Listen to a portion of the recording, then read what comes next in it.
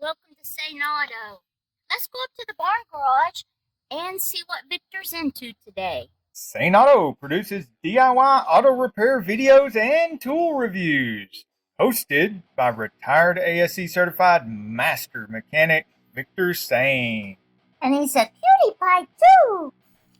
In this video, I'm going to be pulling the authentic 351 Cleveland Cobra Jet out of my 1972 Mustang Mach 1. And yes, this is a true Mach 1 with the 05 VIN code. And it's also a Q code Mustang Mach 1. So it did come with the 351 Cleveland Cobra Jet engine factory. In the same video, I'm going to tear down that 351 Cleveland Cobra Jet. Then I'm going to rebuild the 351 Cleveland Cobra Jet and reinstall it in the same 1972 Mach 1 Mustang. But first, without showing on the video, I'm going to be cleaning up and repainting the entire engine bay, and every little nut, bolt, hose, or metal line will be refurbished, repainted, or replaced. I will also, of course, be sharing with you the car running and idling at the end of the video. The Mustang was first offered with a 351 Windsor small block V8 in 1969. It was named after Ford's Windsor, Ontario engine plant, where it was produced by rugged, hard-working Canadians. It was more than just a cold-hearted, long-stroke version of the 302. However, it would pale in comparison to what Ford had in mind for the Mustang. Meanwhile, Ford was finishing up a more performance-oriented engine family, known by the internal code 335, or the 335 series. This would become the 351 Cleveland, also named for where it was produced, Ford Engine Plant Number 2 in Cleveland. American muscle, made in America, baby. Aside from shared bore and stroke dimensions as well as displacement, the 351C was a completely different animal than the 351 Windsor. Its block was lower and wider, and the engine was a bit heavier overall. The 351C replaced the 351 Windsor in the Mustang and Mercury Cougar for 1970. Although some 70 models received the Windsor two-barrel, according to Kevin Marty, who uses licensed Ford build data to create the Marty reports. Thanks to Marty, I managed to find all the documentation on this 1972 Mustang Mach 1, including the original sale tag that hung in the window when it was sold brand new right here in Chattanooga, Tennessee. The big advantage for the Cleveland was breathing.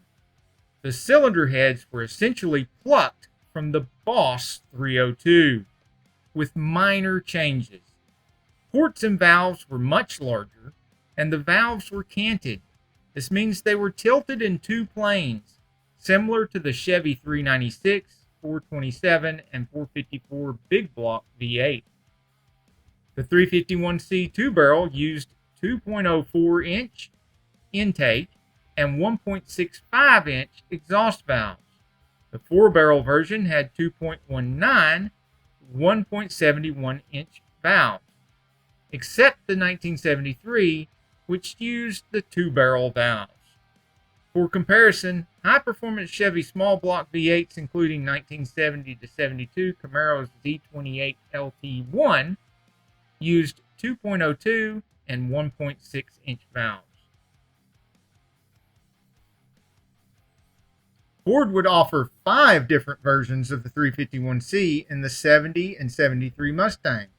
In the 1970 Mustang, only 2 versions of the 351C, the H code with two-barrel carburetor, and the M code 4-barrel, which also had higher compression cylinder heads, 10.71 versus 9.5 to 1, using closed or quench-type combustion chambers versus open-type for the two-barrel. The two-barrel received the same 250 horsepower rating as the 69 351 Windsor two-barrel, which also was tagged H code. Using a mild hydraulic cam and relatively small 600 CFM carburetor, the M code was rated at 300 horsepower. It went into about 23,500 1970 Mustangs. In the Mach 1, it was a $48 upgrade over the H code that came standard. The 351C H code and M code engines carried over to the larger, redesigned 1971 Mustang, although the M code's horsepower was now listed as 285 with slightly lower compression. 2 more versions joined the line.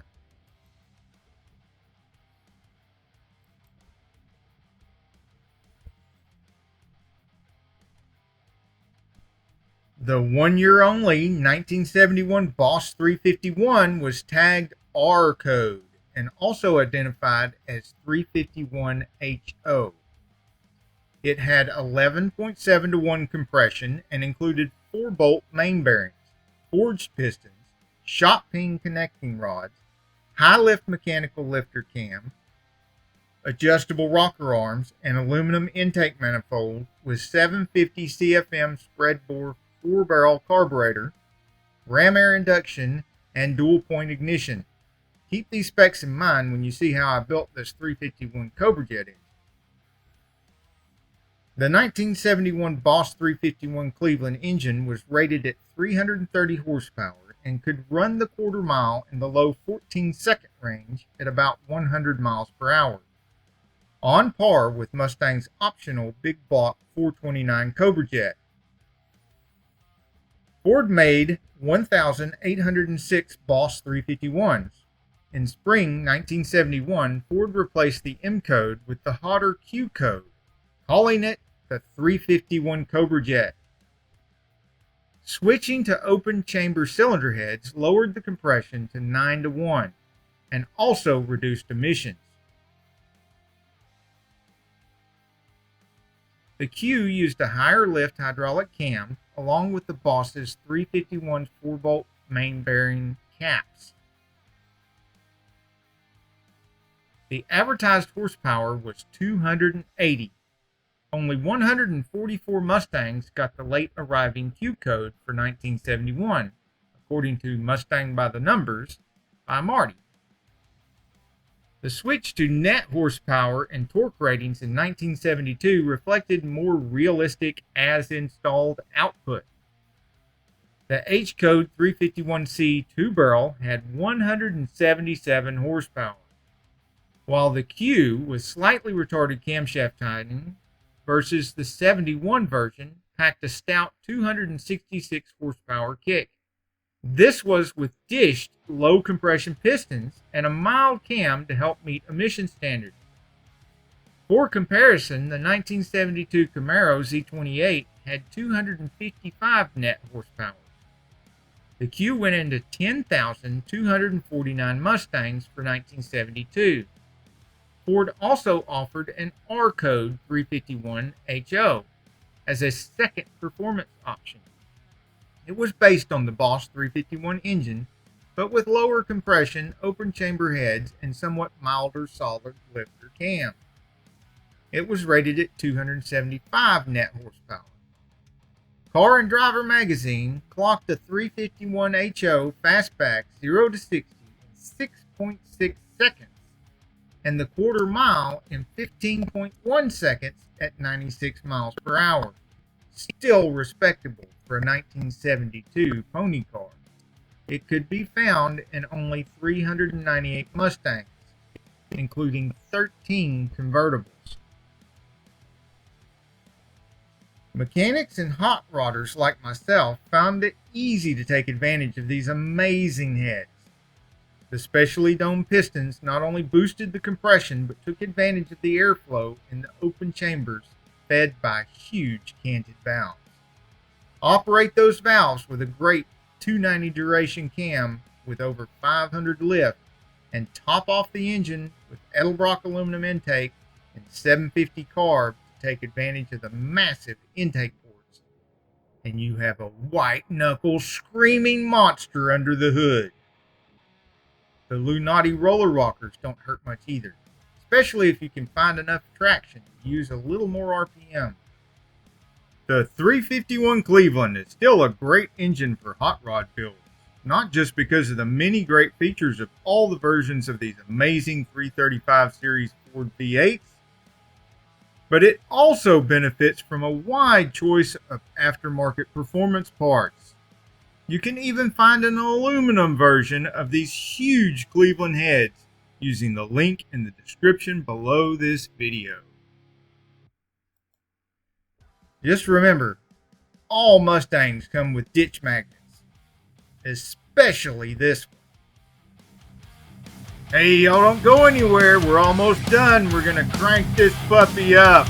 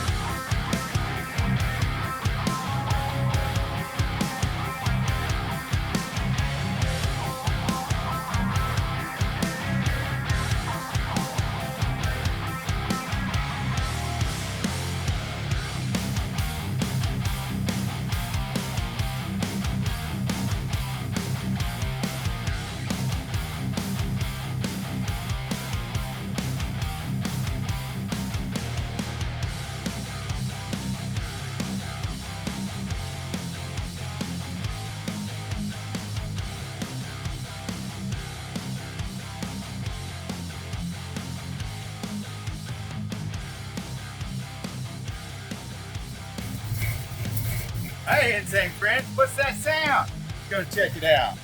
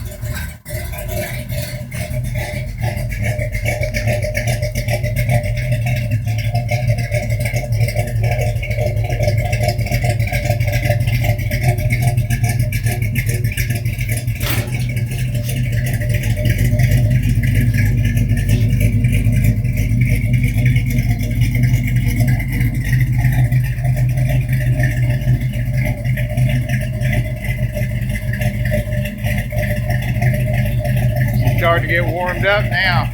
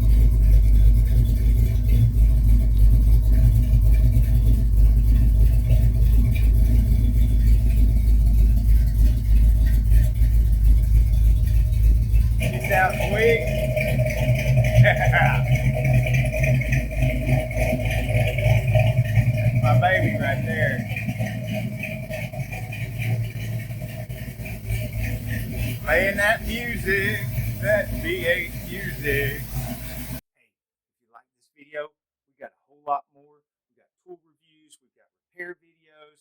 We've got show car videos, hot rods, mod rods, you name it. If it's got wheels on it and an engine, it's probably on this channel.